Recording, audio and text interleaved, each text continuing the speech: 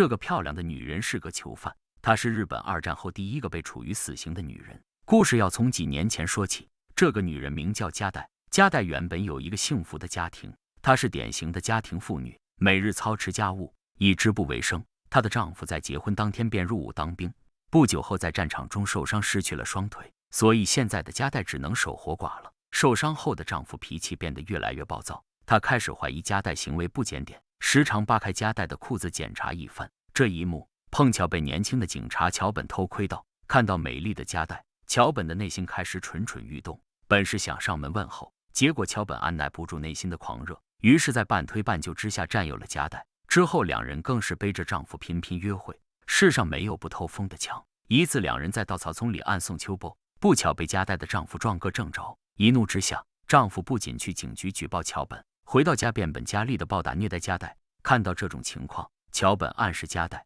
干脆一不做二不休，杀了丈夫，这样两人才能光明正大的在一起。因为加代不堪丈夫的家暴，也听信了桥本的甜言蜜语，于是真的投毒毒死了丈夫，谎称是突发心脏病。这件事就这样草草了结了。丈夫死后，桥本也从警局里辞职，在加代家里躺平做个软饭男。之后加代还拿出积蓄供桥本去东京深造。时间一晃过去了1年，桥本回到了小镇，跟他在一起的还有一个漂亮的女子杏子，这是他在东京结交的女朋友。桥本面不改色地把杏子介绍给加代认识，谎称加代是姐姐。回到家后，他趁着杏子睡着后，偷摸到加代的房间，并表示他跟杏子只是装样子，他深爱的人是加代，并提出2女共侍一夫的请求。加代虽然对桥本有情，但他也是有底线的，他想赶走桥本，你给我滚出去！但桥本又以毒杀前夫一事做要挟，要加代卖房把钱给他。楼上杏子听到了动静，一下就看清了桥本的渣男本色。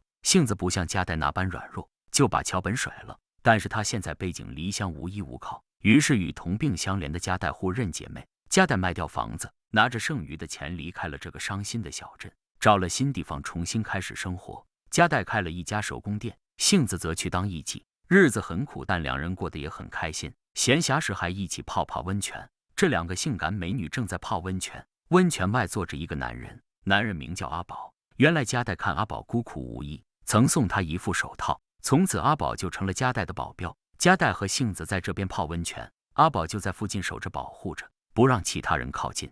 这天温泉的老板也在温泉外想一睹加代和杏子的芳容，被阿宝拦在外。等加代和杏子穿好衣服后，借着朦胧的夜色，温泉老板一下就被加代迷住了，于是他就找个理由邀请2姐妹来他店里工作。加代在这里安安稳稳过了一阵子，可没过多久，老板娘回来了。她看到美丽的加代在一旁织布，凭借着女人的第6感，她猜测老板想偷腥，于是上前揪住加代的头发。阿宝在一旁看到自己的女神被人欺负，也奋不顾身的上去救她。事后老板向加代道歉，泪流满面，情深意重的请求加代留下来，他跟老板娘没感情，迟早会给加代一个名分的。加代被老板精湛的演技给说服了。另一边，桥本又回来了。原来他拿到钱后整天花天酒地，还染上了赌博，没多久钱便挥霍一空。于是他再次回来找加代，他打算故技重施，再次勒索加代。就在这时候，老板及时出现，替加代解围，并拿出一笔钱，让桥本写下保证书，永不骚扰加代。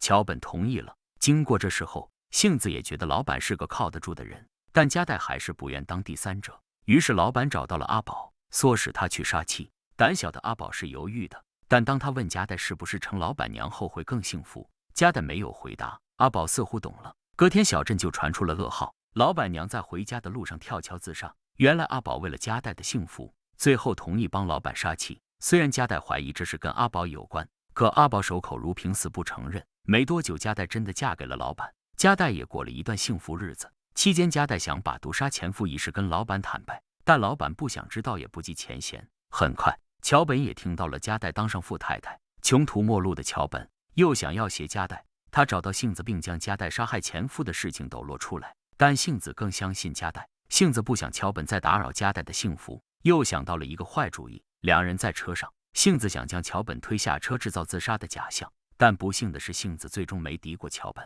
自己掉下桥摔死了。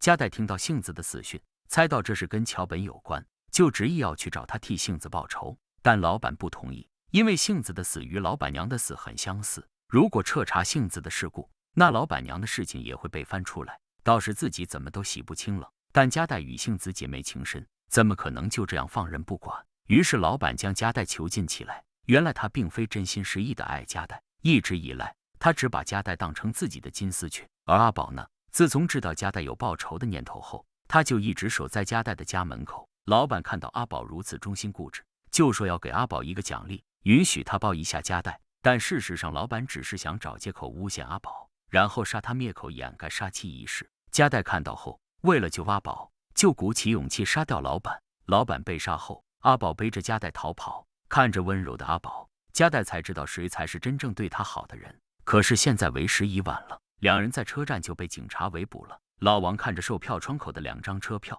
就问加代打算去哪里。加代回答去天国。电影的最后，桥本被抓捕归案，阿宝和加代双双被判处死刑。行刑前，加代很坦然，他画着精致的妆容，面带微笑。也许这时候死对他来说并不是结束，而是通往天国的新开始。